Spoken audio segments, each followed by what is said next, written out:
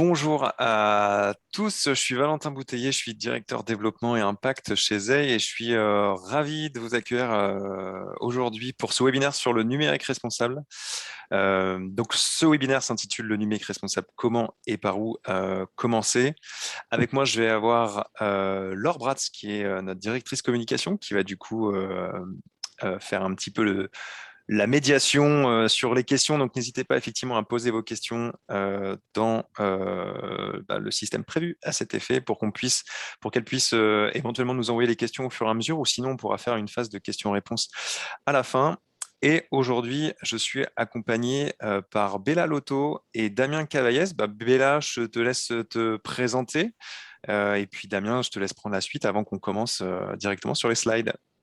Merci Valentin. Pour me présenter, je vais faire assez rapidement, hein. Je suis donc Bella Lotto-Ifler, je coordonne, j'ai fondé en fait la Maison de l'informatique plus responsable il y a déjà de nombreuses années, qui est une association qui sensibilise le grand public, et c'est la pionnière du genre d'ailleurs, qui sensibilise le grand public aux problématiques des enjeux environnementaux du numérique. Et puis, je suis associée d'une structure qui fait de la formation à 80% de son temps. Et au-delà de ça, je travaille sur le numérique, sur le numérique, et en essayant de le rendre un tout petit peu plus responsable depuis une dizaine d'années à peu près. C'est un peu mon anniversaire à ce niveau-là, donc ça tombe plutôt très bien. Joyeux anniversaire, Bella. Voilà, merci.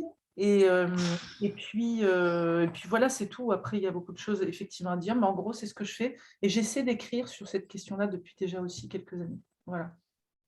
Alors Bella ne l'a pas mentionné, mais elle a participé notamment à des publications de l'ADEME sur le sujet du numérique. Et toi-même, tu es auteur aujourd'hui d'autres ouvrages sur le sujet, donc n'hésitez pas à vous renseigner là-dessus si vous souhaitez en savoir plus. Merci. Damien? Et donc, je m'appelle Damien Cavaillès, je suis le dirigeant de willofdesk.com. C'est un job board que j'ai fondé il y a 5 ans pour que les développeurs en apprennent plus sur les entreprises et plus de matière pour réfléchir à ce qui les rendrait heureux dans leur travail. Et aujourd'hui, dans cette année, on a lancé une enquête sur laquelle il y a eu déjà plus de 500 répondants. On en attendra 800 d'ici la fin de l'année pour savoir ce qui rend les développeurs heureux en 2021. Et bon, pour vous parler de moi, mon déclic sur l'urgence climatique, je l'ai eu en 2017 ou 2016 quand j'ai commencé à faire du zéro déchet. Et puis à partir de là, on mange moins de viande, on se débarrasse de sa voiture, on fait du vélo, tout ça. Et donc le sujet m'intéresse beaucoup et j'aime bien explorer le rapport qu'ont les développeurs ou les professionnels de l'IT avec la responsabilité et l'impact environnemental, etc. C'est le sujet d'aujourd'hui. Super. Merci, merci Damien. Alors effectivement, on va rentrer tout de suite dans le vif du sujet. Alors cette présentation, on l'a organisée de telle sorte que ce soit vraiment une introduction en fait au sujet. C'est-à-dire que vous avez à l'écran le sommaire, on va parler du numérique en chiffres, on va parler des impacts du numérique, le numérique responsable, par où commencer. Alors vous verrez, c'est un peu une liste à la Prévert, mais on va vous donner quelques bonnes pratiques qu'on va commenter au fur et à mesure. L'idée étant que après ce webinaire, vous allez recevoir cette présentation et vous pourrez l'utiliser directement pour commencer à implanter le sujet dans votre entreprise. Et on finira par l'enquête We Love Dev qui va nous apporter justement une vision un petit peu différente du sujet, notamment par les acteurs du numérique. Et ça, c'est aussi très intéressant quand on s'intéresse à ce sujet. Donc, c'est parti pour la première partie. Le numérique en chiffres. Alors, dans le monde, je vais vous donner quelques chiffres qui ressortent très souvent quand on s'intéresse au sujet. Des chiffres, il y en a pléthore aujourd'hui sur le numérique. Je ne veux pas vous mitrailler de chiffres parce que c'est toujours compliqué à interpréter et à absorber, mais ça donne quand même quelques tendances qui sont assez intéressantes. Donc le premier, 50 milliards, donc c'est le nombre d'objets connectés en 2020.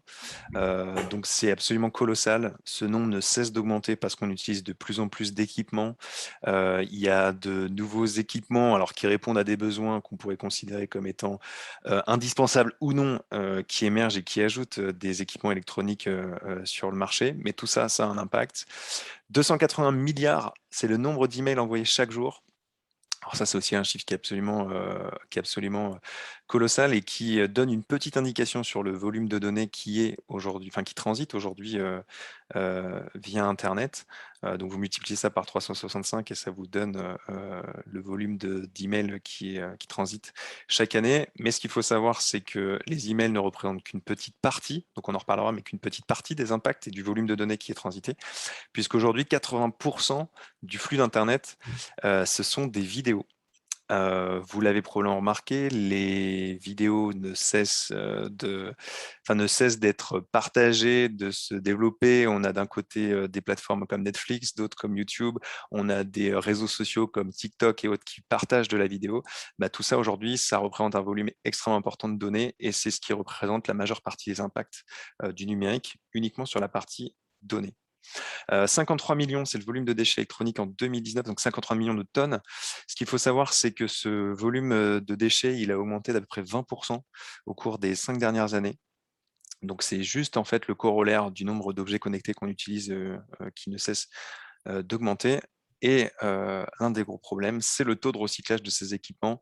On estime aujourd'hui qu'il est de 17% dans le monde, ce qui signifie que la plupart des équipements électroniques, lorsqu'ils arrivent en fin de vie, finissent soit dans des décharges, soit dans des lieux qui ne les envoient pas vers des filières de recyclage pour les réinsérer dans le flux économique.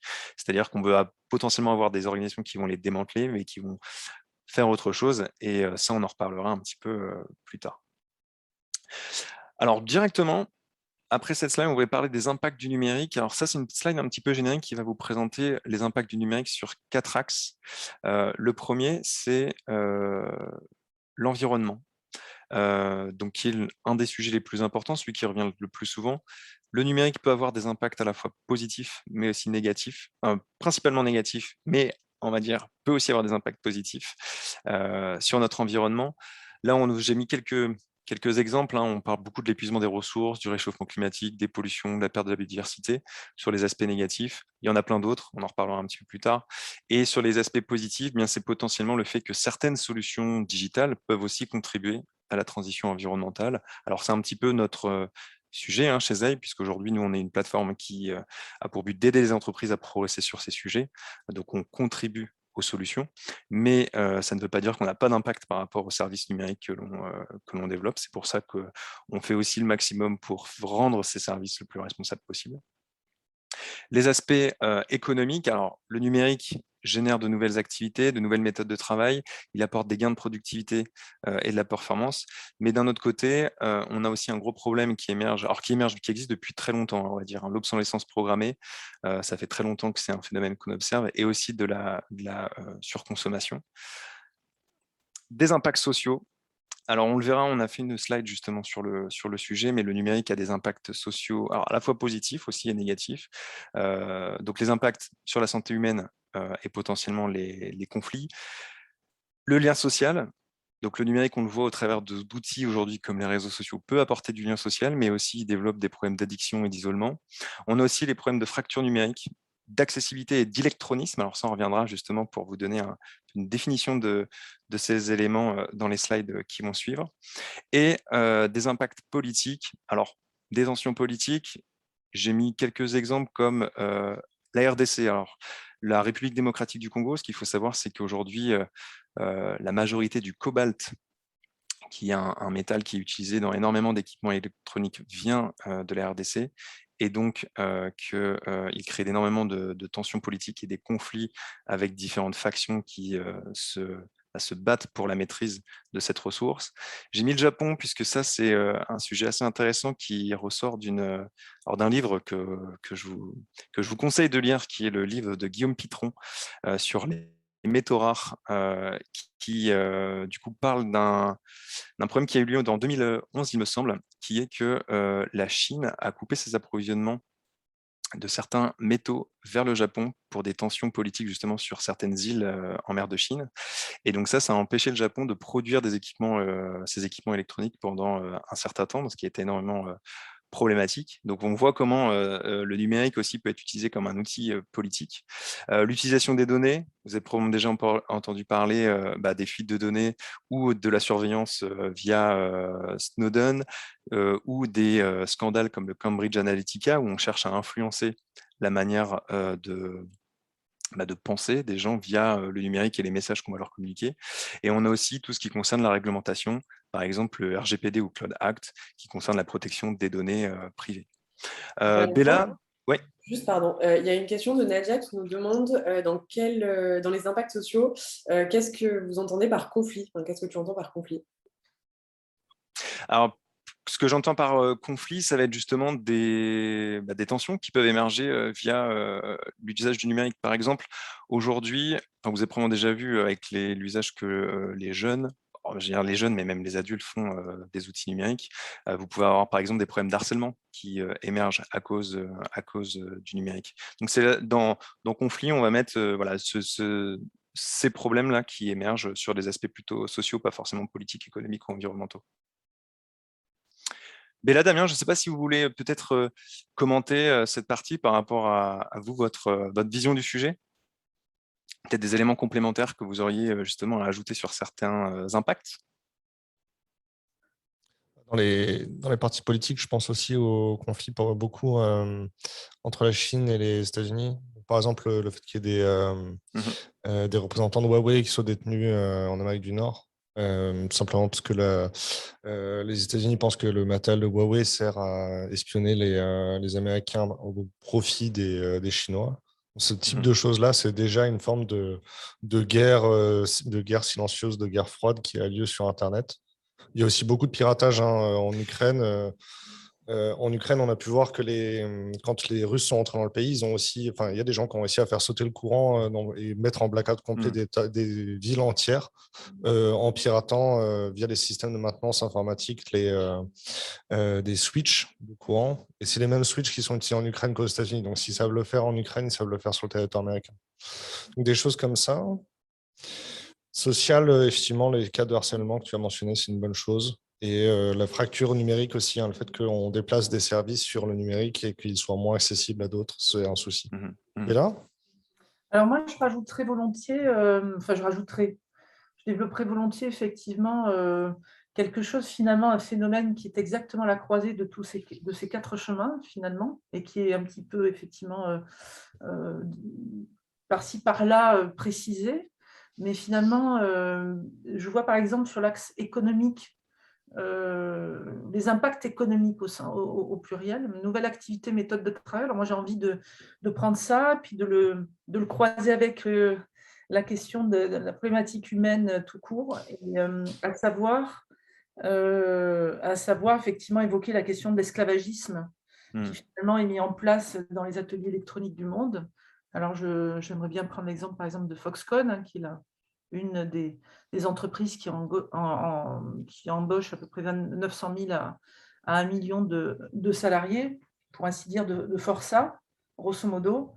Et pourquoi je le lis là, c'est qu'effectivement, on est bien content finalement, le système marchand dans lequel on vit, le système qui nous gouverne finalement, est bien content de pouvoir trouver des travailleurs qui peuvent avoir une telle productivité, justement. Alors, doit-on se réjouir du gain de productivité de performance qui est sur cet axe-là, sachant que ça correspond effectivement à une méthode de travail datant de 1911 qui s'appelle le taylorisme, et que nous sommes en 2021. Donc, quand on fait le compte, on se dit, mais mince, alors, sur une industrie aussi moderne, aussi innovante, aussi à la pointe, eh bien, on pratique le taylorisme et l'organisation scientifique du travail pour pouvoir générer des profits là-dessus et notre confort d'occidentaux, entre autres. Donc, moi, j'avoue que ça me pose un vrai problème. J'ai du mal à assumer ça, et j'y vois toute ma responsabilité aussi en tant que citoyenne et en tant que consommatrice de ce genre de choses. C'est pour ça aussi que j'essaie de faire autrement. Et puis j'aurais envie de dire aussi tout simplement que le premier point, alors je suis contente qu'il vienne en premier du coup, sur ce que tu as évoqué en impact environnementaux, à savoir l'épuisement des ressources. Ce n'est pas un simple exemple, c'est vraiment l'épuisement des ressources abiotiques dites donc non renouvelables. C'est effectivement un des indicateurs environnementaux qui est vraiment extrêmement important, qu'on oublie très souvent, puisque en général, on ne parle que de CO2, et bêtement d'ailleurs de CO2, même si le dérèglement climatique, on sait bien qu'il est en train de se faire, on est en train de le vivre en direct. on est vraiment aux premières loges. Mais c'est vrai qu'il n'y a pas que ça. Il ne faut pas que ce soit le climat qui cache la forêt.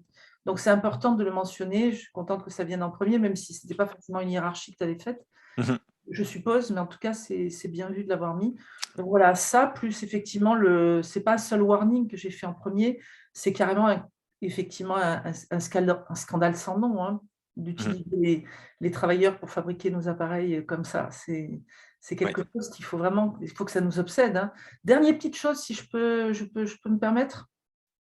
Vas-y, bien sûr. Voilà. Avec grand Dernière plaisir. petite chose, tu as évoqué aussi l'obsolescence programmée et surconsommation. Alors, c'est vrai que ça va ensemble. Moi, j'aime bien aussi parler d'obsolescence tout court. Alors, avec plusieurs aspects, bien entendu. On connaît l'obsolescence programmée. Il faut que ça soit prouvé. Puis, on a une loi. C'est ça Mhm. qui est génial. On a une loi en France pour ça, la loi Hamon. Mais au-delà de ça, enfin, entre autres, un article de cette loi. Mais je pense qu'il ne faut pas oublier, à mon avis, et ça, j'y crois beaucoup, que l'obsolescence n'est pas seulement celle des objets, mais celle de l'usage que l'on en fait. Et je pense que ça, c'est extrêmement important parce que nous sommes tous, dans notre incompétence parfois, je me mets dans le lot, hein, je ne suis pas du tout Mhm. au des foules, mais j'ai l'impression qu'effectivement, on est tous très, par notre incompétence et par nos usages inadéquats, on est totalement facteur d'obsolescence. Et ça, il ne faut pas l'oublier parce qu'on est tout aussi responsable, je pense, que les grands méchants éventuels fabricants. Je le Mhm. crois. Voilà. Alors sur l'obsolescence programmée, si le sujet vous intéresse, moi je vous invite à regarder ce que fait l'association HOP, donc Halte à l'obsolescence programmée, qui est une association qui milite justement contre l'obsolescence programmée et qui justement dans sa définition de ce qu'est l'obsolescence va identifier différents types d'obsolescence. Donc on a souvent en tête l'obsolescence technique qui est liée aux équipements, mais il y a aussi d'autres types d'obsolescence comme l'obsolescence marketing, c'est-à-dire tous les messages publicitaires qui nous mitraillent chaque jour et qui nous influencent dans nos manières d'être, créent des effets de mode. Et ces effets de mode sont destructeurs parce qu'ils nous invitent en fait à renouveler notre consommation sur différents types de produits. Et du coup, tout ça, ça a des impacts qui sont énormes sur l'environnement, sur les aspects sociaux et autres. Donc, il y a effectivement des sujets comme ça à creuser qui sont si vous souhaitez en savoir plus, n'hésitez pas à aller regarder ce qu'ils font. Et juste pour rebondir sur ce que tu disais, Béla, ce que je trouve ça hyper intéressant sur cette notion de gain de productivité et de performance, je me souviens qu'il y a quelques années, il y avait des prospectivistes qui publiaient des choses en disant qu'à l'ère du numérique, grâce aux gains de productivité et de performance, le temps de travail allait diminuer et du coup, on allait pouvoir retrouver beaucoup plus de liberté et de temps pour faire ce dont on a envie sur nos loisirs. Et en fait, cette vision ne s'est pas du tout réalisée et il est très peu probable en fait qu'elle se réalise dans les années à venir aux apports du numérique. Donc, c'est des choses quand même qui sont C'est parce à garder en que tête. c'est parce qu'on partage pas le travail. On garde tout pour nous. Ouais. De manière générale, il y a quand même plus de chômage, donc ça marche. Et puis j'ai envie de dire aussi que ça dépend Alors, de il y a quel aussi, travail on parle. Parce que si on parle des cols blancs, ok, mais si on parle justement de ceux auxquels je faisais allusion tout à l'heure, ça a une commune mesure. Au contraire, on le fait travailler encore plus. oui, On travaille effectivement. peut-être un peu moins, mais parce qu'on est col blanc, enfin pour aller vite, hein. Mais Mm. le travail manuel, le travail d'ouvrier, il restera toujours travail d'ouvrier pour Mhm. fabriquer nos petits trucs, hein. Donc vous l'aurez compris, il y a plein d'impacts qui parfois peuvent paraître secondaires liés au numérique, mais qui en fait sont très importants et plein de questions qui restent en suspens par rapport à tous ces sujets. Alors là, on a voulu faire justement un focus sur deux types d'impacts, notamment un focus sur les impacts environnementaux. Alors pour le coup, je vous renvoie à une étude qui s'appelle l'étude INUM, qui est récente, qui date de 2021 et qui est très intéressante sur justement les impacts environnementaux liés au numérique. Et là, on a repris quelques images. Donc par exemple, en France, on estime que le numérique représente 6,2% de la consommation d'énergie primaire, 3,2% des émissions de gaz à effet de serre, 2,2% de la consommation d'eau et génère l'excavation de 4 milliards de tonnes de terre. Alors sur la notion des émissions de gaz à effet de serre, ce qu'il faut savoir, c'est que le numérique est un alors je vais dire des rares. C'est-à-dire qu'il y a beaucoup de secteurs d'activité qui aujourd'hui ont des émissions qui commencent à ralentir et à stagner. Le numérique est un des rares secteurs pour lesquels les émissions qui sont en train de croître à vitesse grand V. Au niveau mondial, on estime qu'on est aux alentours de 4% des émissions de gaz à effet de serre, mais si on se projette un petit peu dans les années à venir, d'ici 2035-2040, on estime qu'on sera aux alentours de 7 à 8% des émissions de gaz à effet de serre. Donc c'est-à-dire que le numérique va représenter bien plus que le secteur de l'aviation, par exemple, qui lui est aux alentours de 2-3%. Un autre élément sur cet aspect excavation de terre. Alors, en fait, dans les équipements électroniques qu'on utilise, il y a énormément de métaux qui sont un peu spécifiques, qu'on appelle des métaux rares ou des terres rares. Et si on les nomme comme ça, c'est pas parce qu'il n'y en a pas beaucoup en fait sur Terre, c'est simplement parce qu'ils sont présents en très faible quantité dans le sol. C'est-à-dire que pour une puce électronique, ils vont avoir besoin de certains types de matériaux, il va falloir quelques grammes, sauf que pour aller chercher ces quelques grammes, il va falloir qu'on extrait des tonnes et des tonnes de terre. Et très souvent, cette terre, il va falloir qu'on la traite avec des produits chimiques pour justement extraire ces métaux. Et c'est ça qui génère en fait énormément, alors ça génère énormément d'impact, de l'énergie, mais aussi énormément de pollution, puisque c'est des impacts qui sont assez lointains, nous, de quand on est consommateur ou utilisateur, mais qui interviennent dans certaines régions du monde qui aujourd'hui sont totalement ravagées par l'exploitation de ces métaux.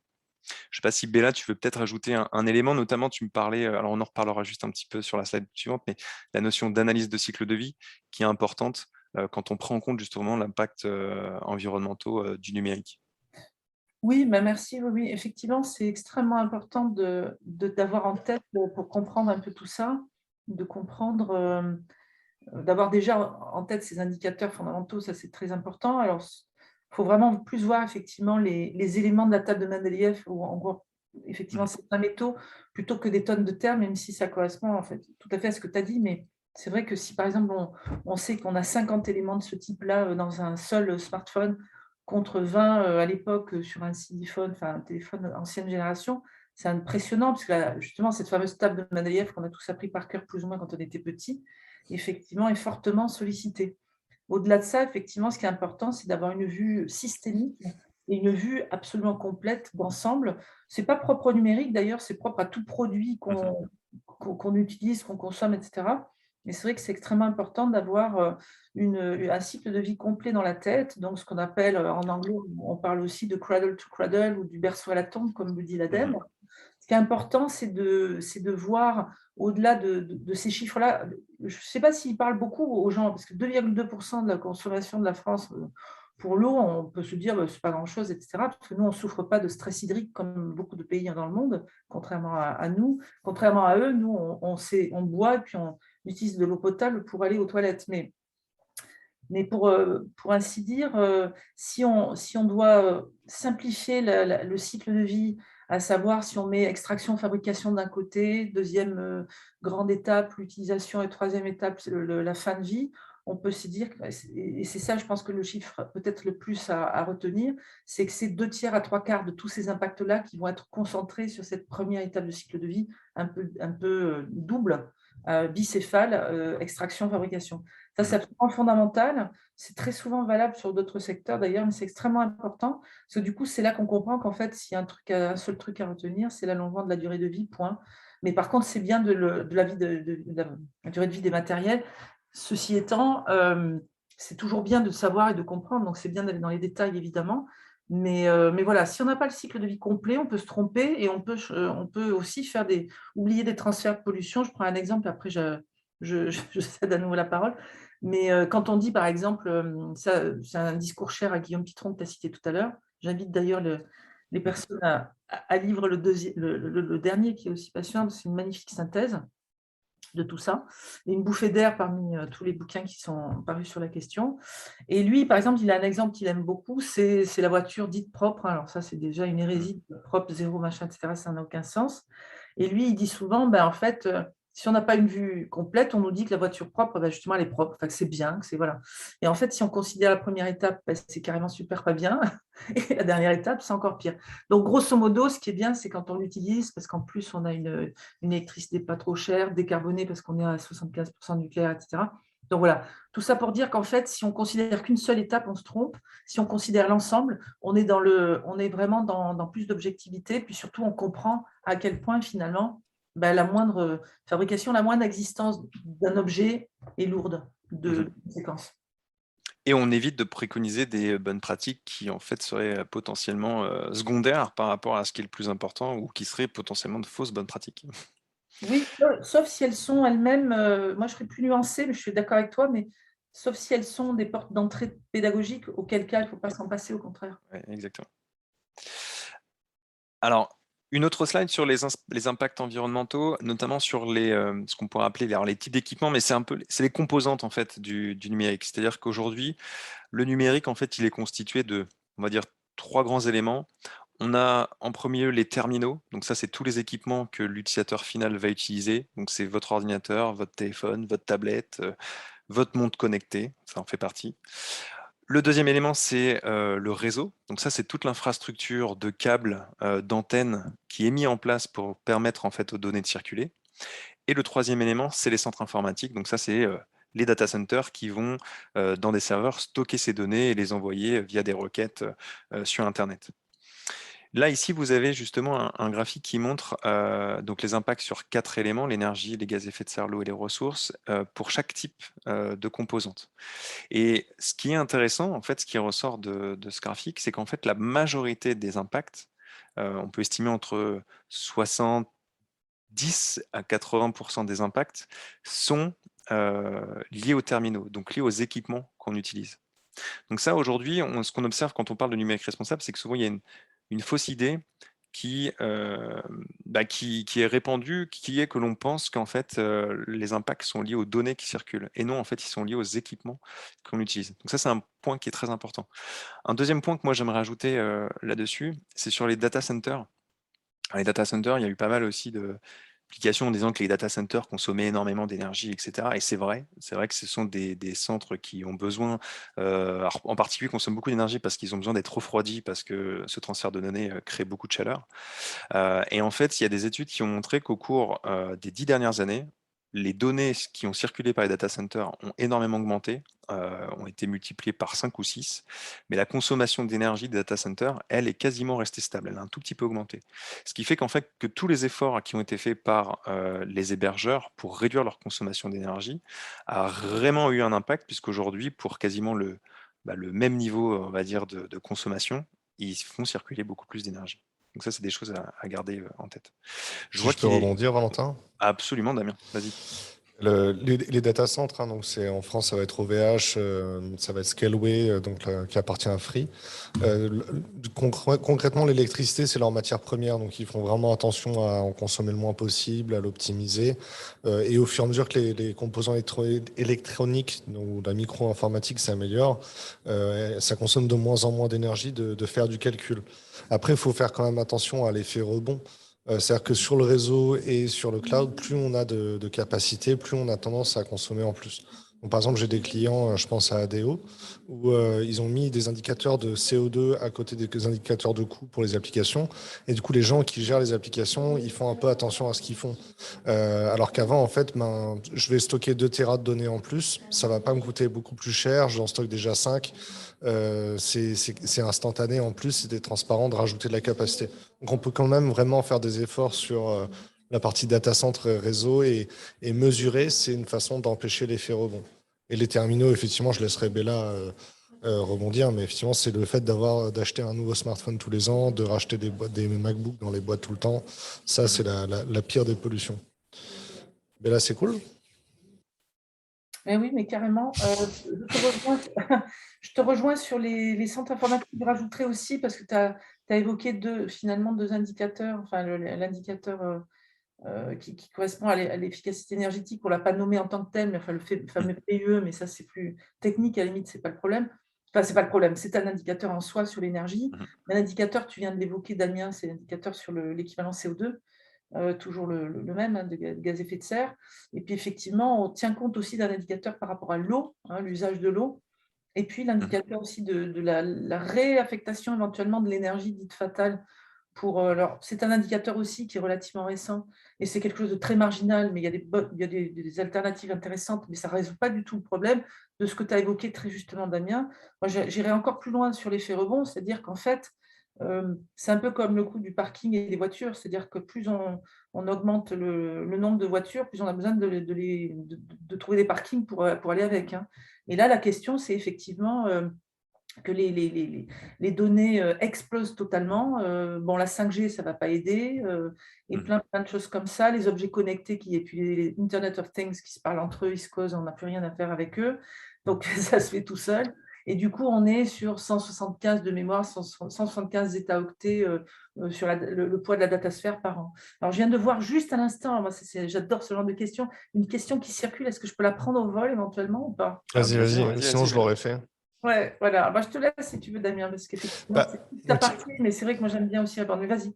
Mais typiquement, pour répondre à Lisa sur la première question, pour limiter les impacts des terminaux, moi, la première chose qui m'étonne, c'est que ça devient normal maintenant qu'une entreprise elle achète du matériel reconditionné. Nous, on a toujours acheté les ordinateurs reconditionnés, les téléphones reconditionnés pour les salariés, même avant qu'il y ait back market. Et maintenant, ça commence à devenir quelque chose. Mais il y a beaucoup trop d'entreprises qui achètent du matériel informatique en se disant de toute façon, dans 3 ans, c'est comptablement amorti, c'est un avantage du salarié. Mon iPhone, je l'ai acheté en reconditionné, il est aussi neuf que mon iPhone au bout de 3 jours quand je l'ai acheté neuf. Donc, il n'y a pas de raison de ne pas acheter reconditionné. En plus, ça coûte pas cher. Enfin, ça coûte moins cher. Nous, à la base, on l'a fait par radinerie, hein, clairement, hein. C'est vraiment d'économiser 20%. Et 1 euro, c'était 1 euro. Donc, on a économisé des sous. Mais maintenant, en fait, on ne reviendrait pas à du neuf pour autant. Alors, c'est vrai que pour le reconditionner, il peut y avoir quand même des effets rebonds sur les citoyens, en tout cas. Pas forcément sur le parc de matériel. Alors, quand tu dis c'est pas très courant, mais ça commence à venir, quoi. Le B2B en reconditionné, ça commence à venir. C'est pas une évidence quand même quand on regarde les benchmarks et tout, mais c'est en train de, donc ça c'est très bien. Surtout sur les parcs de matériel mobile, hein, donc de téléphone, effectivement. Après, moi j'ai des réserves souvent sur pas mal de trucs de toute façon, mais j'ai des réserves sur ce qu'on appelle le reconditionné, ou au contraire, pour être plus positive, parce que c'est vrai qu'on peut me reprocher de ne pas l'être assez. Donc, pour être plus positive, on peut dire aussi que le reconditionné, moi, je vais le privilégier quand il est local. Voilà. C'est-à-dire que contrairement à du matériel reconditionné, que je ne citerai pas, mais tu en as cité une petite partie dans ta phrase avant, le reconditionné qui traverse l'Atlantique pour faire ceci ou cela, c'est très bien en soi, parce que ça reste du reconditionné une deuxième vie. Mais en fait, en même temps, si on pouvait promouvoir tous plutôt le reconditionné local, c'est encore mieux. Mais voilà, c'est tout, c'est juste un plus, hein. Mais c'est déjà pas mal. Est-ce qu'il y a un effet rebond lié au reconditionné? Parce que je me rends compte que j'ai peut-être acheté plus de matériel parce que je l'ai acheté en reconditionné. Oui. Ouais, il y a de l'effet rebond dans le sens où on a tendance à faire un turnover beaucoup plus important. Et puis, il y a l'effet rebond indirect. Alors, tu as cité Back Market. Moi, je vais continuer là-dessus. Moi, je ne cite jamais de marque, sauf quand je suis vraiment pas contente du tout. Mais je veux bien reprendre celle-là au bon, dans le sens où, effectivement, Back Market avait fait une petite publicité il n'y a pas très longtemps. D'ailleurs, il est resté assez longtemps sur les écrans, sur les réseaux. Et c'était justement la promotion tout simplement d'un smartphone reconditionné. Typiquement, ils étaient en train, dans cette publicité, de faire exactement la démonstration de l'effet rebond indirect. À C'était un savoir, parachute. quelqu'un venait effectivement d'acheter moins cher, comme tu l'as dit, Damien, un smartphone truc ou machin, de telle marque, peu importe. Et puis, par ailleurs, on entendait une bande-son qui était plouf, plof, etc. C'était quelqu'un qui, grâce à cette économie, s'était payé un week-end à tel endroit pour passer des vacances, etc. L'effet rebond, il n'est pas toujours direct dans le même secteur, il n'est pas forcément dans le numérique, hein. Il peut être complètement ailleurs. Donc, c'est important aussi de veiller à ça. Typiquement, par exemple, les sites qui nous permettent d'acheter de deuxième main des fringues et tout ça, là, que je ne citerai pas, qui est très en vogue aussi, c'est pareil, on achète plus de fringues du coup. Donc, quelque part, ça n'a pas les mêmes impacts, mais c'est important au niveau de l'analyse globale. Voilà. Pour répondre à Elissa sur l'hébergement vert, je vais aller vite, hein, Valentin. Donc, il y a quand même une distinction, c'est-à-dire que Google ou Azure aujourd'hui, ou Microsoft, hein, nous disent qu'il n'y a pas de CO2 émis quand on consomme des produits chez eux parce qu'ils l'ont compensé. Et le CO2 compensé, c'est quand même du CO2 qui a été produit. Donc même si Google replante des arbres ou fait des choses comme ça, en fait, ils sont pas zéro carbone. Donc il faut moi j'aimerais bien que ce soit plus transparent, parce qu'en fait ça devient un argument marketing de dire on produit pas de CO2, ou du moins on le compense. Mais Air France, ils compensent leur CO2 aussi, et pourtant on s'en passerait, quoi. Donc j'aimerais bien qu'il y ait plus de transparence là-dessus, et effectivement l'hébergement vert, ce serait aller vers une vraie transparence sur ce qui a été émis puis compensé. Voilà. Est-ce que je peux rajouter un truc? Vas-y, Bella. Merci beaucoup. Sur l'hébergement, alors vert, moi je dirais jamais parce que comme je vous l'ai dit un petit peu tout à l'heure, je crois que vert, zéro et tout ça, il faut arrêter les bêtises, je dirais, dans les terminologies. Ça, c'est mon point de vue. Après, l'hébergement vert, je rejoins Damien dans le sens où effectivement, moi, la compensation, par exemple, à titre personnel, vraiment, c'est-à-dire polluer et ensuite réparer les trucs qu'on a fait, c'est ça la compensation quelque part, hein. Donc, finalement, avant de polluer, on peut peut-être essayer d'éviter. Après, ça peut être bien dans certains cas, et puis il faut être plus nuancé que ça, je vous l'accorde. Ce que je peux dire, c'est que on est là justement en tant qu'entreprise ou individu, on doit exiger des choses auprès de nos fournisseurs, hein, clairement. Donc tout simplement, moi par exemple, j'exige d'avoir un hébergement entre guillemets plus éco-responsable et je sais que je l'ai. Pourquoi? Parce que j'ai demandé des trucs très précis et notamment il y a un indicateur qui est fondamental, c'est est-il, alors c'est pas la panacée non plus, mais est-il alimenté en énergie primaire renouvelable? Si c'est pas le cas, si c'est du type des entreprises qui vous vendent, des entreprises fournisseurs qui vous fournissent de l'énergie dite verte les week-ends, si vous voyez ce que je veux dire, elle est très connue celle-là. Ça, il faut pas se faire avoir là-dessus. Donc, il faut être sûr que, par exemple, un hébergeur en question, alors moi j'en connais un, mais je ne vais pas le citer parce que je ne veux pas faire de publicité particulière, mais je sais qu'il est alimenté en énergie primaire renouvelable, c'est-à-dire primaire, on peut peut-être le rappeler parce que tu as évoqué, Valentin, l'énergie primaire, je ne suis pas sûre que tout le monde le sache. C'est vraiment l'énergie qui est utilisée pour fabriquer de l'électricité. Et c'est en ce sens-là qu'on peut savoir si elle est plus ou moins impactante. Parce que si on ne sait pas de quelle origine elle est, cette électricité, on ne peut pas savoir si c'est vachement mauvais comme l'énergie fossile ou alors un peu moins mauvais si c'est de l'hydraulique, etc., ou du photovoltaïque. Donc, grosso modo, c'est extrêmement important de se dire, bon voilà, est-ce que c'est énergie primaire renouvelable? Premier critère vachement important. Deuxième critère très important à mes yeux, c'est que faites-vous de vos déchets? Que faites-vous des fins de vie? Donc, toute la politique des 3 E, des déchets des équipements électriques, électroniques, du data center ou de l'hébergeur, clairement. Et puis après, il y a toute la politique RSE, mais au sens vraiment très, très, très profond du terme. C'est-à-dire, qu'est-ce que vous faites? En gros, quel est votre système global, que ce soit de la gouvernance jusqu'au reste. Mais je dirais que énergie primaire renouvelable et puis déchets, c'est fondamental, plus les indicateurs qu'on a cités tout à l'heure, hein. Et c'est déjà une façon de les interroger et de les mettre au pied du mur, c'est-à-dire, tu peux me répondre à ça? Ok, très bien. Tac, tac, tac, je coche. C'est bon, je pars avec toi. Sinon, je vais voir ailleurs. Merci Bella. Je vois que l'heure tourne et qu'on a encore plein de slides à passer. Alors j'aurais plein de choses à rajouter par rapport à tout ce qui était dit parce que je trouve que le sujet absolument passionnant. Mais on va essayer d'avancer un petit peu plus vite pour passer au moins sur l'étape des solutions. Alors tout à l'heure, effectivement, Bella a parlé de la notion d'analyse de cycle de vie qui est importante à prendre en compte. Donc effectivement, un produit, il y a différentes étapes par lesquelles il va passer de l'extraction des matières premières jusqu'à la fin de vie, voire la valorisation. Et à chacune de ces étapes, il y a des impacts qui sont générés. Et là, c'est un autre tableau du coup, qui est présent dans l'étude INUM qui montre que sur l'analyse de cycle de vie d'un produit, les impacts principaux, en l'occurrence, là, je vais parler des équipements électroniques, viennent de l'étape de fabrication et non de l'étape d'utilisation.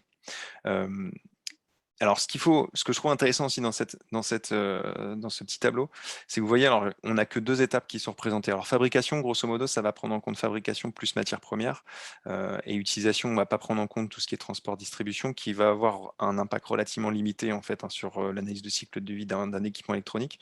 Par contre, il y a une étape qui est hyper importante qui manque, c'est cette notion de fin de vie. C'est-à-dire qu'aujourd'hui, si les études ne parlent pas de cette notion de fin de vie, c'est parce qu'en fait, les données sont pas forcément disponibles. Et comme je vous le disais, on sait uniquement aujourd'hui qu'à peu près 17% est envoyé vers des filières de recyclage, ce qui est en fait extrêmement peu. Et sur cette partie fin de vie, il y a aussi des impacts sociaux qui sont extrêmement importants, puisqu'une bonne partie de nos déchets électroniques en fait, arrivent dans les pays en voie de développement, finissent dans les décharges, vont être récupérés, vont être démantelés pour des personnes qui vont en fait vivre de la revente des équipements qui se trouvent dans des équipements électroniques qu'on leur a envoyés. Donc ça à garder en tête. Si on n'a pas cette information, c'est parce qu'en fait, elle est très peu, elle n'existe pas. Je vais passer rapidement Focus sur les impacts sociaux. Alors, j'ai pas tout mis, mais je voudrais en présenter quelques-uns quand même qui me paraissent importants. Alors, par exemple, le travail des enfants. On estime que 40 000 enfants travaillent aujourd'hui dans les mines de cobalt en RDC. Donc, cobalt qui est quasiment présent qui est présent dans tous nos équipements électroniques. C'est-à-dire que quand vous voyez ça, ce qu'il faut garder en tête, c'est qu'à chaque fois que vous achetez un équipement électronique, même si c'est un équipement électronique d'une grande marque occidentale, qui donne l'impression qu'elle fait les choses bien, il est très probable que ça génère dans sa chaîne d'approvisionnement des pratiques comme ça qui sont totalement inacceptables, qui ont des impacts sociaux qui sont très importants. Un autre point, le non-respect des droits humains. Alors, en particulier sur l'étape d'exploitation des matières premières, mais aussi de la fabrication. Donc là, on parle d'esclavagisme moderne, des horaires. On a des personnes qui travaillent dans des usines qui ont des amplitudes horaires qui sont énormes, entre 12 et 15 heures, des salaires qui ne sont pas forcément décents, qui n'ont pas de protection sociale. Voilà, dès que vous achetez un équipement électronique, vous contribuez aussi à ces pratiques-là. L'électronisme, alors l'électronisme, en fait, pour donner une définition, on en a parlé au tout départ, c'est en fait le fait d'avoir des difficultés à utiliser les équipements électroniques. Et on estime aujourd'hui que 17% de la population française est concernée par l'électronisme. Donc en fait, c'est énorme. Contrairement à ce qu'on pourrait croire, utiliser des outils numériques, ce n'est pas quelque chose qui est totalement démocratisé. Ça vous peut paraître simple pour une grande partie d'entre nous, mais pour certaines personnes, et en particulier du coup des personnes âgées, ça peut être quelque chose de très compliqué, voire de frustrant. Et l'accessibilité, voilà, on estime que 600 millions de personnes aujourd'hui, alors des personnes en situation de handicap, sont concernées par l'accessibilité. Alors, j'essaie de trouver le chiffre, mais je ne l'ai pas trouvé justement sur combien de sites aujourd'hui, quel pourcentage des sites en France peuvent être considérés comme étant accessibles pour des personnes en situation de handicap. J'avais entendu lors d'une autre conférence que c'était moins de 1%, puisqu'en fait, il y a un nombre extrêmement important de sites Internet. Donc, il faut se rendre compte que pour moins d'1% des sites Internet en France sont aujourd'hui, peuvent être utilisés de manière, on va dire, tout à fait normale par des personnes en situation de handicap. Et quand on dit des personnes en situation de handicap, ça va être des personnes qui peuvent avoir des handicaps comme être daltonien, avoir des problèmes de dyslexie, etc. Ça, c'est des handicaps qui font en sorte que de naviguer sur Internet, ça reste difficile. Sur Internet, les premières déficiences dont on parle, ça va être la déficience visuelle et la déficience, de manière générale, la déficience visuelle, c'est-à-dire avoir du mal à voir les contrastes, donc du manque de contraste ou des typos qui ne sont pas forcément lisibles. Donc par exemple des typos et du sérif. Et le deuxième sujet, c'est le voice-over, donc les gens qui ont une déficience visuelle complète. Il faut qu'ils puissent faire parler à leur ordinateur pour qu'ils lisent tout le texte, etc. Et donc là, ça, souvent, c'est très mal fait aussi. Je pense que nous, par exemple, le site web, il n'est pas parfaitement accessible. Et même, on nous reproche régulièrement que nos contenus sur YouTube ne soient pas sous-titrés correctement et que du coup, on ne puisse pas les consommer quand on est malentendant également. Les déficiences. Juste une petite chose qui est importante. Oui. Pardon. Juste une petite chose qui est importante, c'est bien d'avoir souligné justement le peu de sites accessibles, sachant que c'est quand même la loi qui oblige pour le service public, en tout cas, d'avoir des sites internet accessibles. Donc, et quand on regarde et quand on fait un petit peu marcher quand on regarde les simulations, etc., ce n'est pas le cas, en tout cas pas pour tout, comme tu viens de dire. Et puis, c'est obligatoire aussi pour les entreprises privées de plus de 240, dont le chiffre d'affaires est supérieur à 250 millions d'euros. Donc, c'est important de dire aussi qu'il y a toute une notion d'obligation qui n'est pas respectée. Plus les autres, on n'est pas proactif, ou effectivement, les boîtes plus petites, nous, c'est pareil, on a eu un mal fou, on essaie de s'adapter, on a un mal fou finalement à être accessible, compliant, quoi. Voilà, donc ça, c'est compliqué. En tout cas, il y a une notion d'obligation, et sinon, dans la loi, ça s'appelle comme ça.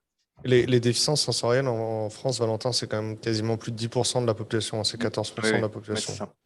14% de la population, donc c'est énorme. Et bon, forcément, pour des entreprises, là, ça représente des usagers, potentiellement des clients. Et donc, il y a une partie, on va dire, économique en fait, qu'on se coupe quand on ne rend pas ces outils numériques accessibles. J'avance que je vois que l'heure tourne. Tu avais peur qu'on n'intervienne pas assez et qu'on te laisse parler tout seul. Non, pour le coup, c'est très bien. Non, je sais, les éléments sont hyper intéressants, hyper complémentaires. Et puis, j'espère qu'aussi, même si on déborde un petit peu, que tout le monde aura l'occasion de voir la présentation. Dans tous les cas, ne vous inquiétez pas, elle vous sera envoyée et vous aurez tous les éléments ensuite sous la main. Alors, pour cette troisième partie, le numérique responsable, par où commencer? Donc là, on vous a mis tout simplement une définition du numérique responsable qui dit que la démarche du numérique responsable vise à réduire l'empreinte écologique et sociale des technologies de l'information et de la communication. Alors moi, je voudrais laisser Béla justement intervenir sur cette définition parce que je sais que la sémantique est importante pour toi. Donc peut-être que tu peux et tu as beaucoup travaillé dessus, donc peut-être que tu peux aussi ajouter des éléments par rapport à cette définition. Écoute, très volontiers. Après, je ne veux pas être trop long parce que c'est vrai qu'on a encore d'autres choses à entendre. Puis j'ai hâte de voir aussi l'enquête de Damien. Mais c'est vrai que c'est fondamental à mes yeux. Mais voilà, je pense que je pense déjà que la notion de numérique responsable, enfin, la démarche, elle est formidable et heureusement qu'on l'initie tous, etc. Mais et qu'on essaie de développer ça. Mais par contre, la notion même de numérique responsable, c'est un oxymore qui est assez parfait. Donc en fait, nous, c'est pour ça que nous, on s'est permis, dans le cadre de notre structure, de rajouter numérique plus responsable pour montrer déjà aller vers quelque chose, et puis plus responsable pour être un peu plus prudent, parce qu'en fait, numérique responsable, voilà, oxymore, pourquoi? Parce qu'on a bien vu que c'était une infrastructure très très lourde et qu'il n'y a rien de plus matériel et impactant que le numérique. Donc, quelque part, voilà, le pigeon voyageur, il est très très responsable parce qu'il est pas trop de dégâts, mais le mail, elle est un petit peu moins, donc même si c'est très très minime par rapport au reste. Donc, ce qui est important, c'est vraiment de faire attention aux mots, en effet. Et moi, j'avoue que, par exemple, celui qui est préféré actuellement, c'est sobriété numérique. Et là, c'est pareil, moi, je ne suis pas du tout d'accord avec ça, puisque enfin, si on doit utiliser le mot sobriété numérique, il faut tout autant utiliser le terme ébriété numérique. C'est-à-dire comment on passe de l'ébriété à la sobriété, il faut m'expliquer. Moi, je sais ce que c'est que l'ébriété pour d'autres substances, comme beaucoup d'entre nous le supposent, et on sait que de passer du point A vers un point B, il faut descendre, il faut être tranquille, il faut s'arrêter, il faut ralentir. Voilà, il faut faire exactement l'inverse de ce qu'on fait. Donc, je pense qu'il y a une vraie réflexion à avoir sur toutes ces choses-là. Ouais. Sachant que l'impact CO2 de l'alcool est comparable à celui du numérique. Donc effectivement, la question sous-jacente, c'est de savoir à partir de quel moment on peut dire qu'on fait du numérique responsable, puisque c'est qu'une question on va dire d'une jauge, de bonnes pratiques qu'on peut mettre en place. Et justement, c'est l'objet des prochaines slides. Vous avez vu la transition, magnifique. Où là, notre objectif, c'est de vous donner quelques pistes, alors qui ne sont pas forcément hiérarchisées, mais l'idée, c'est de les commenter un petit peu tout de même sur ce que vous pouvez faire pour justement rendre votre usage du numérique plus responsable. Et donc, le premier point, c'est agir sur les équipements. Alors, il y a pas mal d'éléments, donc je vais essayer de les afficher tous. Voilà, comme ça, on va aller plus vite sur la présentation des slides. Hop. Alors, le premier point qui est très important, c'est s'interroger sur ses besoins pour limiter ses achats liés au numérique. Effectivement, on ne le dit pas assez souvent, mais le meilleur équipement, c'est celui que l'on ne fabrique pas. Vous avez vu par rapport aux slides précédentes que l'impact du numérique est principalement dans les équipements et que l'impact des équipements est principalement sur la fabrication. Eh bien, si on veut limiter les impacts négatifs que génère le numérique, il faut tout simplement pas acheter ces équipements et limiter ses besoins. Donc, quand on est une entreprise, il faut s'interroger par rapport aux ordinateurs, aux téléphones qu'on va utiliser. Est-ce qu'on en a vraiment besoin ou est-ce qu'on n'en achète pas un peu trop par rapport à ce que nos salariés vont utiliser, justement? Le deuxième point, acheter les équipements à la juste puissance. Alors effectivement, l'idée, c'est tout simplement de ne pas acheter une Ferrari si vous avez besoin d'une Smart. Aujourd'hui, vous avez plein d'équipements avec plein de puissances différentes. Plus vous achetez des équipements puissants, plus généralement, ils vont utiliser des composants qui génèrent des impacts négatifs. Et donc, il faut s'interroger sur cette juste puissance. Et ensuite, réfléchir aux alternatives. Alors, l'exemple que j'ai mis, je le trouve assez parlant. J'ai eu l'occasion de travailler dans différentes entreprises. On m'a souvent proposé un téléphone professionnel. Aujourd'hui, dans la plupart des téléphones, vous avez des doubles SIM. C'est-à-dire que sur votre téléphone personnel, vous pouvez aussi avoir votre numéro professionnel. Et en plus, je ne sais pas si vous avez remarqué, mais à quel point c'est aujourd'hui totalement inutilisable ou pas pratique du tout d'avoir deux téléphones sur soi. Ça, c'est un exemple de pratique qu'une entreprise peut mettre en place. Plutôt que de proposer un téléphone professionnel à ses salariés, de leur proposer tout simplement une double SIM. Là, vous réduisez par deux en fait, les équipements qui vont être utilisés. Le deuxième point, allonger la durée de vie des équipements. Donc, on l'a dit, à partir du moment où on a besoin des équipements, on va chercher à les faire durer le plus longtemps possible, puisque c'est comme ça qu'on va finalement amortir les impacts qu'ils génèrent, notamment dans cette phase de fabrication. Donc là, acheter des équipements d'occasion et reconditionner. Alors, il y a un élément sur lequel je voulais rebondir tout à l'heure sur reconditionner. Il y a effectivement reconditionner et reconditionner. C'est-à-dire que aujourd'hui, vous avez une offre qui s'est développée qui est assez importante sur les équipements reconditionnés, mais toutes les marques n'ont pas les mêmes pratiques. Vous en avez certaines qui envoient les équipements dans des pays étrangers pour les reconditionner et qui les font revenir ensuite. Et vous en avez qui, au contraire, reconditionnent en France. Il y a énormément d'entreprises qui aujourd'hui reconditionnent en France, donc il faut s'interroger sur le sujet. Et ce que je trouve aussi intéressant sur cet aspect reconditionnement, c'est que ce sont des activités aussi qui peuvent avoir un impact social assez intéressant, notamment pour des entreprises qui vont recourir à des personnes en réinsertion ou des personnes en situation de handicap. L'exemple, pour moi, c'est les ateliers du bocage, par exemple, donc une entreprise de l'ESS qui fait du reconditionnement. Donc, n'hésitez pas aussi à regarder ce type d'acteur, puisque vous pouvez à la fois cumuler cet impact environnemental et social, on va dire positif. Utiliser des services de location. Donc, c'est-à-dire que plutôt que d'acheter des produits, on va les louer. C'est-à-dire que quand vous louez des produits, l'entreprise qui vous les fournit a tout intérêt à les faire durer le plus longtemps possible et du coup à les réparer. Par exemple, moi, je vous conseille une entreprise qui s'appelle ComOwn, qui fait de la location d'ordinateurs et de téléphones. Et pour le coup, ils louent des téléphones qui sont reconnus pour leur réparabilité, leur durabilité, pour les faire durer le plus longtemps possible. Donc, on va changer aussi les pratiques en recourant à la location.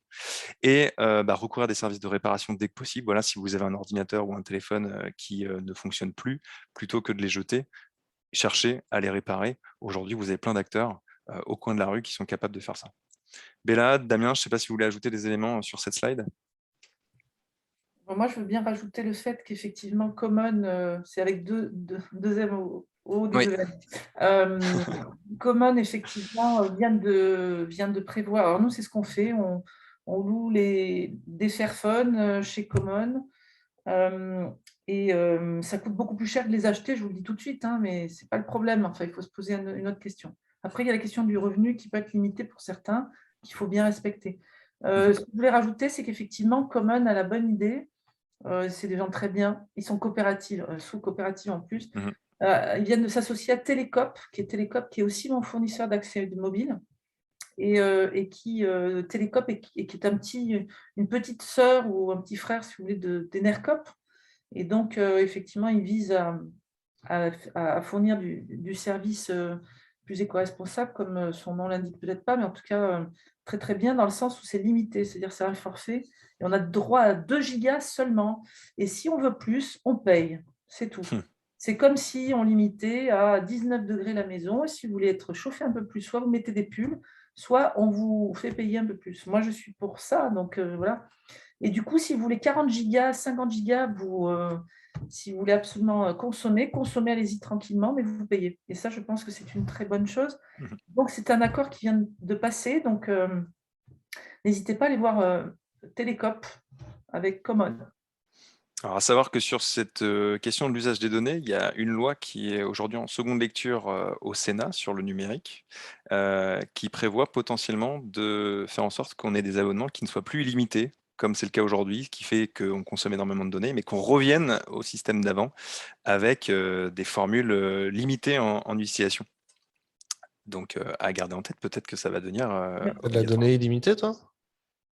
Je sais J'ai même peut-être pas, moi. 50 gigas, mais j'ai de la donnée limitée. Hein. Mais alors pour le coup, c'est-à-dire ils vont fixer en fait certains seuils, il me semble, pour les abonnements de téléphone, par exemple, pour qu'on ne dépasse pas un certain montant, ou en tout cas au-delà de ce volume de données, qu'on puisse utiliser, on puisse payer en fait pour y avoir accès. Alors, sachant que cette loi, cette jolie loi, la loi Rennes, a été particulièrement édulcorée de son passage de chambre en chambre. Et donc, là, j'ai eu des nouvelles même du Sénat ce matin. Donc, bon, vous verrez, je pense elle devient quasi squelettique. Mais enfin, il y aura peut-être des trucs qui restent quand même. Hein. Oui, alors c'est vrai que la proposition de départ, moi je l'avais vue, était assez Très complète abondante, et assez engageante. Et j'ai pas vu ce qu'il en est devenu après. Donc effectivement, on avec verra. le jeu des amendements, il y a pas mal d'éléments qui ont dû être enlevés. Alors, C'est Rennes avec 2 E. C'est ça. Je passe à la slide suivante et j'affiche tous les éléments comme ça. Voilà, hop. Donc, pratique complémentaire, acheter des équipements reconnus pour leur durabilité. Donc, aujourd'hui, il y a des marques qui justement sont assez engagées sur ces sujets. On a parlé du Fairphone, mais aussi pour les ordinateurs, une marque qui s'appelle Y Computing, qui fait en fait des équipements qui sont modulaires et qui sont facilement réparables, ce qui fait qu'on allonge leur durée de vie. Privilégier les marques disposant d'une longue durée de vie. Alors, par exemple, vous avez le site internet produitsdurables.fr qui justement est géré par l'association Halte à l'obsolescence programmée, qui va vous lister pour chaque catégorie d'équipement ceux qui sont aujourd'hui reconnus justement pour leur longue durée de vie. Donc ça peut être intéressant de regarder quelles sont les marques qui ont cette longue durée de vie et acheter des produits à moindre impact environnemental, donc par exemple des produits labellisés, des cartouches d'encre végétale, etc. Donc ça reste un petit peu secondaire puisque l'objectif principal reste d'allonger la durée de vie des produits. Et enfin, gérer la fin de vie des équipements de manière responsable. Eh bien, quand vous avez des équipements qui ne fonctionnent plus, vous pouvez les donner. Alors, s'ils sont encore en état de marche, vous pouvez les donner à des associations ou des partenaires. Il y en a certaines qui les récupèrent, notamment pour les reconditionner. Mais vous pouvez aussi les déposer dans des points de collecte, puisqu'aujourd'hui, les metteurs sur le marché, donc tous les magasins chez qui on peut acheter des équipements électroniques, sont dans l'obligation de les récupérer pour les envoyer vers des filières de recyclage. Damien, Bella. Oui, alors tu fais allusion là au règlement 1 pour 1 et 1 pour 0 là, pour le matos qu'on peut ramener, sachant qu'il ne faut pas penser que, par exemple, le gentil commercial de telle et telle enseigne vous fera la faveur de vous reprendre votre matériel, c'est la loi. Donc, normalement, il devrait aussi même vous demander, est-ce que vous nous avez éventuellement ramené du matériel, etc. Et puis, quand tu dis que c'est obligatoire pour le 1 pour 0, là où on n'est pas obligé d'acheter, mais on peut ramener, c'est obligatoire que pour les gros trucs, hein. C'est supérieur à 400 mètres carrés. Donc, mais en tout cas, ça fait vraiment partie des choses qu'on doit absolument faire, puisque comme tu l'as dit très bien au tout début, la collecte est totalement insuffisante, malgré un cadre réglementaire fort bien fait, mais très, très insuffisant, ce qui explique pourquoi on a plus de 65 à 70% d'exportation illégale de ces fameux D3E qu'on va retrouver effectivement dans les poubelles du monde. Alors, deuxième sujet sur lequel on peut agir en tant qu'entreprise, sur les services numériques. Alors, pareil, je vais tout afficher. Hop, hop, hop. Et comme ça, on va passer ça rapidement. Donc, le premier point, recourir à l'éco-conception des services numériques. L'éco-conception, pardon, des services numériques. Donc, il y a plusieurs éléments sur lesquels on peut agir. Alors, quand on parle de services numériques, c'est ceux que vous allez vous concevoir. Vous avez probablement un site internet, vous avez peut-être une application mobile, vous avez peut-être une plateforme SaaS que vous commercialisez. Et bien sûr, tous ces services numériques, vous pouvez agir pour qu'ils génèrent moins d'impact, notamment qu'ils consomment moins d'énergie à l'usage.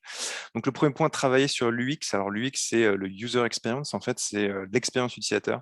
C'est-à-dire qu'à partir du moment où vous réfléchissez à un parcours utilisateur qui est simple, vous évitez les interactions et le changement de page, et du coup, vous diminuez mécaniquement en fait les consommations d'énergie d'un service numérique. Travailler sur l'UI. Alors l'UI, c'est le user interface. Donc là, ça va être tout ce qui concerne les designs, les couleurs, les polices. Alors vous avez vu par exemple aujourd'hui, on a pas mal de plateformes qui proposent des black modes ou des dark modes où on peut avoir l'interface en noir, mais il faut savoir qu'un fond noir génère moins d'énergie sur un service numérique qu'un fond blanc. Des polices, alors je sais que Damien, toi tu t'y connais pas mal sur ces sujets, donc tu pourras peut-être aussi ajouter des éléments sur les notions de police de caractère. En vrai, les polices, déjà, quand vous disiez vous avez du mal à faire la différence entre les grands O et les grands 0 ou les I et les L, c'est que la police, elle n'est pas bien. Là, typiquement, la police dans Zoom, elle n'est pas bien. On ne fait pas de différence entre le I et le L de Bella et le I. Voilà. Alors, limiter les chargements d'objets lourds. Effectivement, ça, c'est des pratiques qui reviennent assez souvent, mais sur beaucoup de sites internet, on a des vidéos qui se lancent sur la page d'accueil automatiquement. On a des photos, des infographies qui peuvent être lourdes. Donc, il faut limiter au maximum l'ajout de ces éléments sur ces services numériques. Et quand vous ne pouvez pas les éviter, il faut chercher à les compresser au maximum pour qu'elles aient le minimum de poids. Et que du coup, quand elles seront chargées, ça génère moins d'énergie. Vous pouvez aussi mesurer et réduire les poids de vos pages grâce à des outils qui sont disponibles. Alors, je vous ai mis par exemple EcoGrader ou l'EcoIndex. Alors, l'EcoIndex, pour le coup, est indisponible. Il est géré par l'association Green IT qui fait beaucoup de publications sur le numérique responsable. Il est indisponible juste temporairement, ce qui je crois qu'ils sont en train de travailler sur une deuxième version qui devrait sortir prochainement. Donc, gardez-le quand même de côté. Ça peut être intéressant si vous voulez tester le poids de vos pages et du coup leur impact. Et vous avez aussi des checklists. Valentin, juste Oui. une petite remarque. Green IT que tu as évoqué, greenIT.fr, ce n'est pas une association, hein, ça n'a pas de statut. C'est un Ah, pardon, collectif d'accord. informel, si tu veux, qui fait des choses très intéressantes, mais ce n'est pas du tout une association. Donc, C'est un c'est mouvement. voilà, D'accord. une mouvance, voilà, juste pour préciser. Ok, je pensais qu'il y avait une association. Ouais. Alors, pas de souci, merci pour la précision. Et vous pouvez utiliser aussi la checklist de Green IT Dopquast. Alors, je vous ai mis le lien, vous pourrez voir, il y a pas mal de pratiques, de bonnes pratiques qui sont proposées, notamment à destination des développeurs, donc les personnes qui vont travailler sur la construction de ces services numériques. On parlait tout à l'heure d'hébergement. Du coup, vous pouvez effectivement utiliser des hébergements web, alors qu'on va appeler responsables et pas verts, hein. Et il y en a certains qui aujourd'hui sont reconnus pour leurs pratiques, par exemple Infomaniac, GreenShift ou WebAxis. Alors il y en a plein d'autres, mais regardez effectivement s'ils sont alimentés en électricité verte, s'ils mettent en place des actions pour limiter leur consommation d'énergie, travailler sur l'efficacité énergétique, ce genre de choses. Est-ce que vous voulez ajouter des éléments, Damien, Bella? Je suis 32. J'ai Particulièrement, si on rentre dans le détail, il y aurait 10 000 trucs à dire. Ouais, il y Mais aurait 10 000 trucs à dire. Il y avait une personne qui demandait est-ce qu'on est sensibilisé en formation. Moi, j'ai fait une formation de 5 ans. J'ai été diplômé en 2013. Le Green IT, c'était un sujet à peine on me posait la question. Et l'accessibilité, ça arrivait quand je travaillais dans le retail. Et c'était donc 2016. On faisait des applications de Drive et il fallait qu'elles soient accessibles aux malvoyants. Mais avant, j'en avais jamais entendu parler. ouais, moi, Et j'ai partagé du coup dans le chat Muchas Glacias que j'ai découvert aujourd'hui, qui est un outil qui score n'importe quelle page web pour vous et qui est très rigolo. Et de manière générale, les développeurs web aujourd'hui en profession sont très peu sensibilisés à l'accessibilité et au Green IT. Et donc nous, on a fait un QCM sur Wheel of Devs pour que les gens puissent se tester, voir s'ils ont les connaissances. Et je peux vous dire que beaucoup de gens ont été intéressés parce qu'il y a beaucoup de progrès à faire sur le sujet. Aujourd'hui, ça reste un sujet d'expert, d'élite. On va chercher quelqu'un spécialisé sur le Green IT ou spécialisé sur l'accessibilité quand on veut le faire, alors qu'en fait, ça devrait faire partie des considérations de base dès le début et du socle de compétences communs pour tout le monde. D'ailleurs, Hopcast, c'est vraiment un organisme de formation qui existe depuis longtemps et qui donne beaucoup de bonnes pratiques et qui forme des centaines de personnes par an sur le sujet. Moi, je voudrais juste rajouter, je vais complètement dans ton sens, Damien, mais de toute façon, tu es mieux placé que moi là-dessus.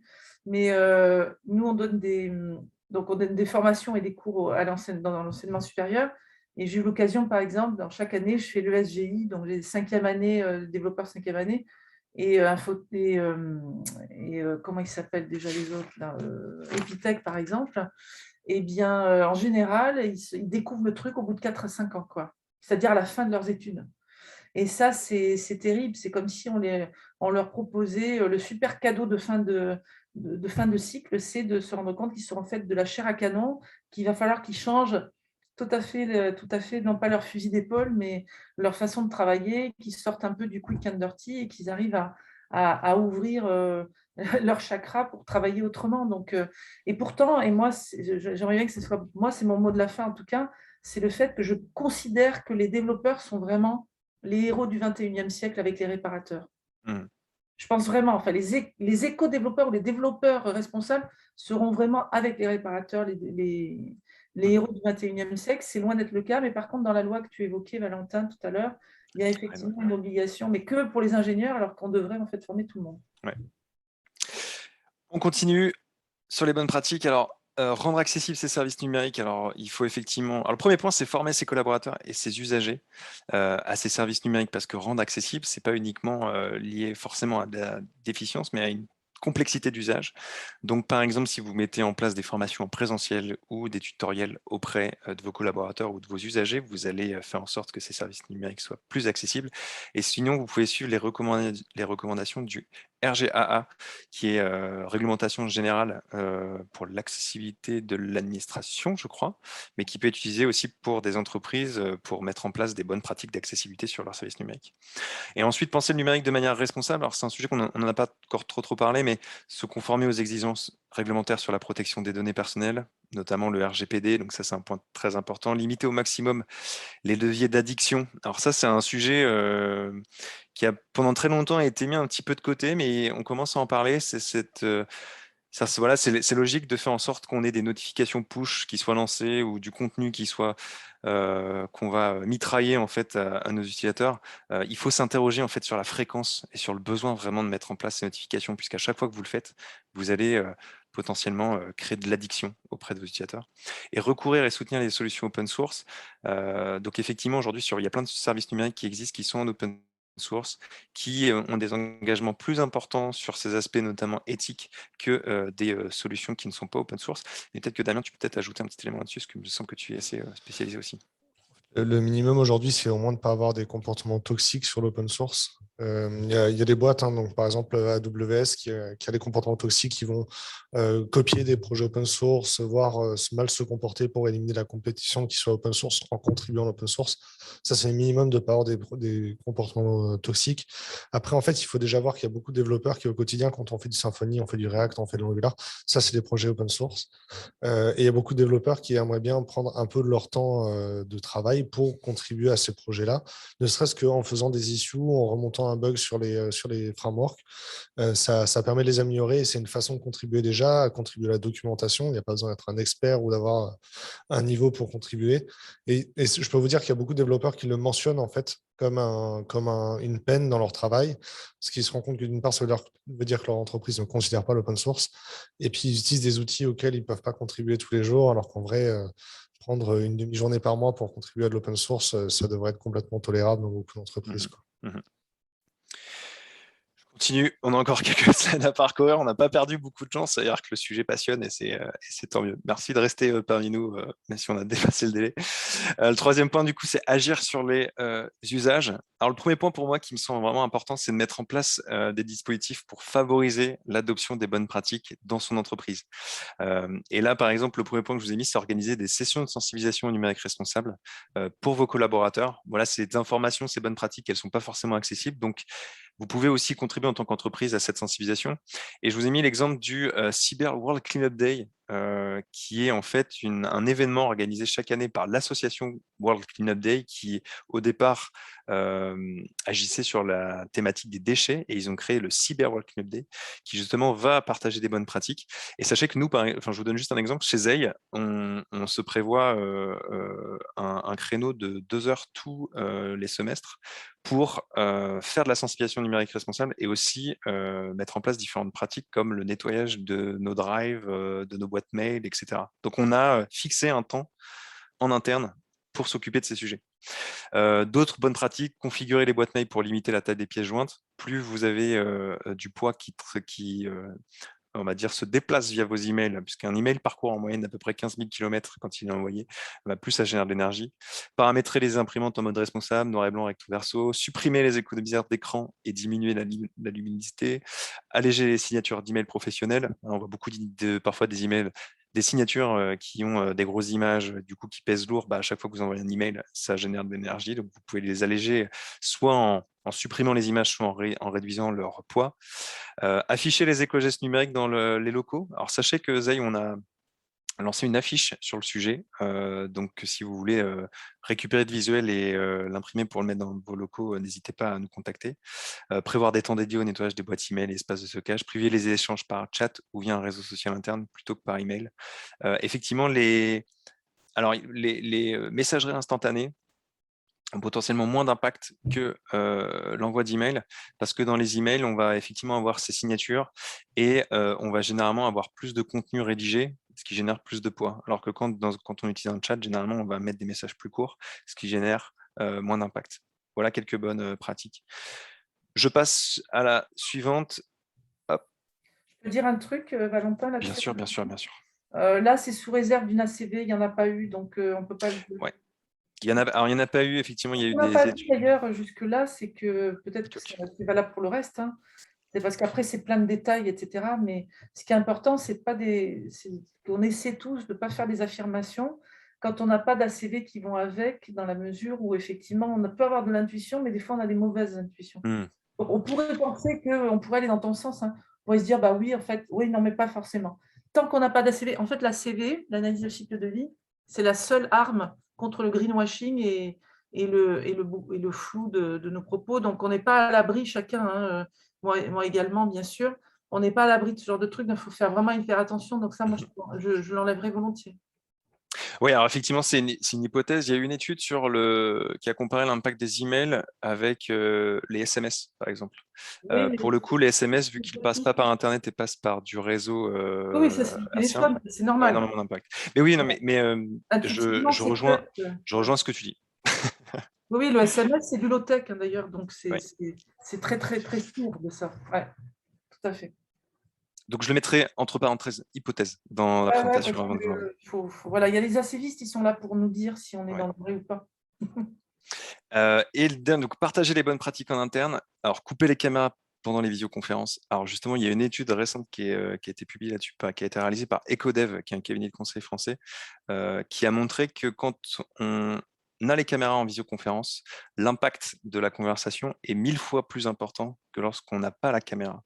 Donc, il faut se rendre compte du volume de données qui est communiqué quand on allume les caméras et si possible les éteindre dès qu'on échange avec des personnes en visio, puisque la visio s'est énormément développée et ça reste de la vidéo. Utiliser des systèmes de partage de documents en ligne via des liens.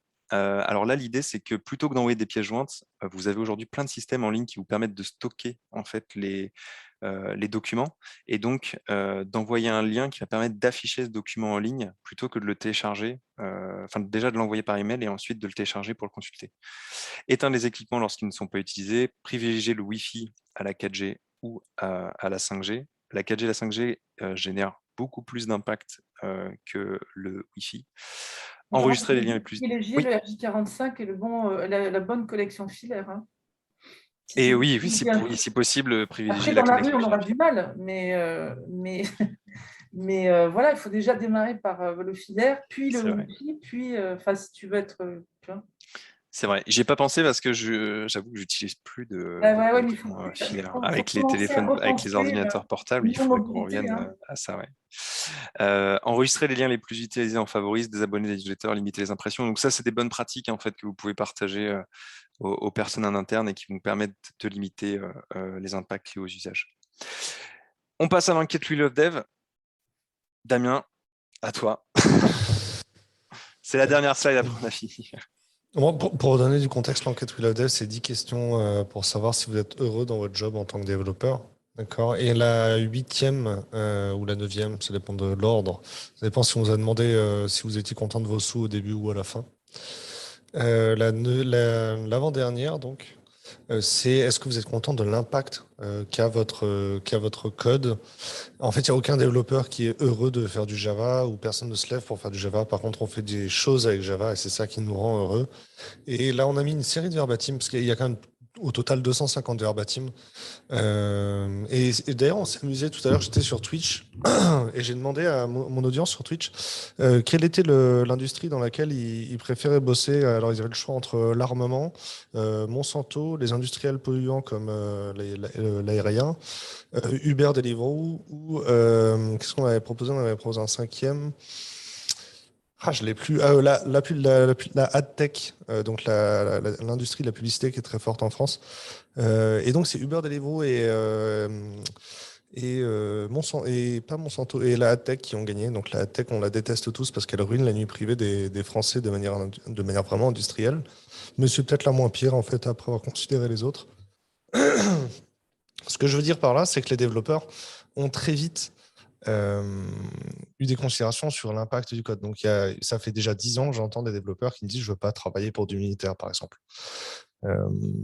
Là, maintenant, l'impact CO2 de l'entreprise, ça commence à venir, mais des externalités, on voit encore, hein, par exemple, sur ce webinaire, là, on a parlé de toutes les externalités, et c'est vrai que le fait d'avoir parlé d'autre chose que le CO2 dans l'impact environnemental, ça fait déjà une différence, et c'est moins, ça nous fait penser un pas en avant.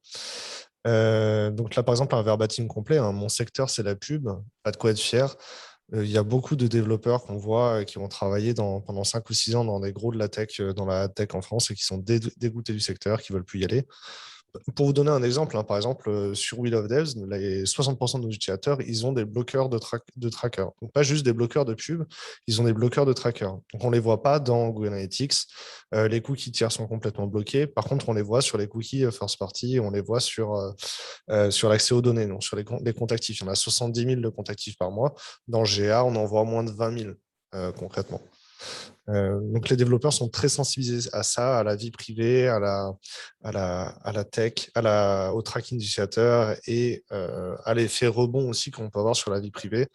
Par exemple, le déploiement de la loi programmation militaire qui autorise beaucoup de services publics à accéder à vos données ou à les lister ou à vos fichiers.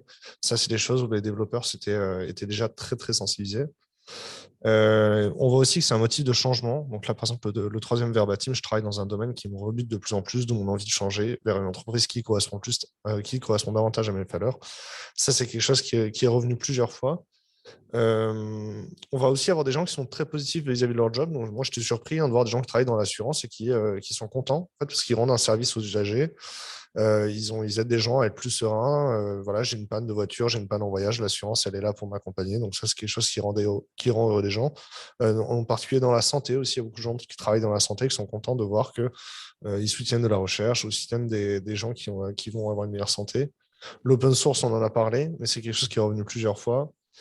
Et la grosse prise de conscience qu'on a aujourd'hui en 2021, hein, les deux tiers des sujets, des verbatims en parlent de manière générale, c'est la transition écologique, la transition énergétique. Ça n'était pas du tout dans le scope il y a 3 ans et maintenant ça l'est complètement. C'est probablement un effet Covid généralisé.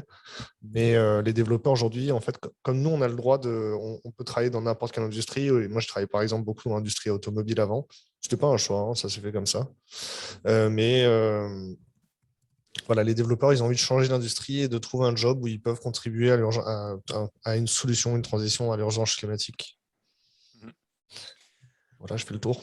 Alors moi, ce que je trouve, Damien, ce que tu dis rejoint en fait ce que nous on communique parfois dans d'autres webinaires, notamment sur l'intérêt pour les entreprises de s'engager sur les thématiques environnementales et sociétales, puisque ce qu'on observe en fait, c'est qu'au cours des 5 dernières années, grosso modo, il y a eu une prise de conscience généralisée dans notre société, on va dire en France, sur ces sujets-là. C'est-à-dire c'était des sujets où on en parlait très peu il y a encore quelques années. Maintenant, voilà, il suffit. C'est un exemple que j'aime montrer très souvent, mais il suffit de tomber sur une page de publicité pour se rendre compte que beaucoup d'entreprises aujourd'hui communiquent sur ces sujets-là parce qu'ils ont bien compris que c'était la manière de toucher les consommateurs, hein, qui sont tout simplement le grand public. Donc la conscience globale a augmenté. Et il y a des études qui ont montré, par exemple, le Global Tolerance, que 62% des millennials aujourd'hui veulent travailler pour des entreprises qui s'engagent. Et on a notamment vu des mouvements comme le réveil écologique en France, où des jeunes affirment ne pas vouloir travailler pour des grands groupes parce qu'ils estiment qu'ils n'agissent pas suffisamment par rapport aux enjeux. Donc si vous, aujourd'hui, vous êtes dans une optique de recruter des talents, et notamment des talents développeurs, je sais que tout le monde en a, que beaucoup d'entreprises en ont besoin, c'est important de s'engager sur ces sujets. Et il y a une autre étude que je trouve intéressante, qui est l'étude IBET, qui mesure le coût d'un salarié non motivé. Donc ce que coûte à une entreprise un salarié non motivé chaque année en France. Et on estime qu'aujourd'hui, ce coût, il est à peu près à 14 000 € par an. Et c'est un coût qui ne cesse d'augmenter. Tout simplement parce que depuis une dizaine d'années, on observe qu'il y a une baisse de motivation généralisée de la part des travailleurs dans leur entreprise. Alors ça peut être lié à plein de facteurs différents. Mais justement, s'engager sur ces thématiques-là, montrer qu'on fait des choses qui sont alignées avec leurs valeurs et leur conscience de ces sujets, peut justement être un moteur pour les motiver et les fidéliser. Donc ça rejoint assez, ce que tu dis, rejoint assez ces autres observations qu'ont pu avoir d'autres études. Il faut voir, il y a un truc qui est important pour moi, c'est que dans cette étude, il n'y a qu'un quart des personnes qui parlent de leur rémunération dans le premier point qu'ils voudraient changer. Euh, le, il y a vraiment 2 mondes dans le monde de l'emploi pour les développeurs. Il y a les gens qui n'ont pas d'expérience ou qui veulent accéder au marché de l'emploi, et à ce moment-là, il y a 10 candidats pour un poste, et les autres qui ont une première expérience, à ce moment-là, il y a 10 jobs pour une personne.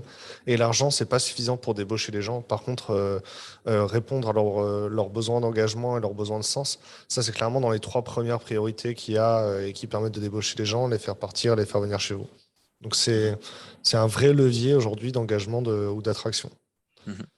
Et moi, ce qui m'a déçu dans l'enquête, hein, c'est que même si la bienveillance ressort beaucoup, clairement, l'inclusion sociale dans la tech, hein, la diversité, avoir plus de femmes dans la tech, mais aussi des personnes de couleur, ça, c'était clairement un sujet. Bon, les gens, c'est pas une priorité pour eux, pour les gens qui travaillent dans la tech aujourd'hui.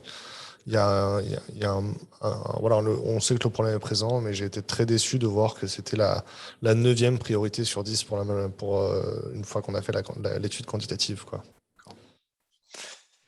Merci beaucoup. On en a fini. Bon, on a clairement dépassé le délai. Je ne sais pas s'il y a des questions complètes. On a encore 30 personnes de connectées, c'est super. Effectivement, écoute, Valentin, on a répondu à plus ou moins toutes les questions. Merci à Damien, d'ailleurs, et Bella qui ont été assez actifs sur la conversation. Comme je l'ai dit, on va vous envoyer en fait du coup la présentation et le replay dans les heures qui viennent ou alors demain si voilà, dans l'absolu, on va vous envoyer ça très vite. Donc, merci à tous d'avoir participé. Merci Valentin, Bella et Damien. On se retrouve très vite pour un nouveau rendez-vous. Super. J'ai Est-ce qu'on une peut question à prendre... vous poser parce que je voulais savoir ce qu'était la Green Tech verte. Vous avez un Ah, petit macaron. alors la Green Tech... Green Tech verte, alors oui, d'ailleurs, il faudrait qu'on change le logo. La Green Tech verte, c'est assez drôle. C'est un label qui a été créé par le ministère de la Transition écologique et solidaire, qui labellise aujourd'hui des entreprises qui proposent des solutions contribuant à la transition écologique. Et en fait, ils ont changé le nom récemment. Ça s'appelle maintenant Green Tech Innovation et pas Green Tech verte. C'est l'objet de ma question, mais ça reste une interrogation pour moi. Vous en douterez. Ouais, bah, Green Tech verte, effectivement, on a le terme qui revient 2 fois. Merci beaucoup, Bella. Merci beaucoup, Merci Damien, pour d'avoir participé. C'était super intéressant et je vous souhaite à tous et à toutes une bonne continuation.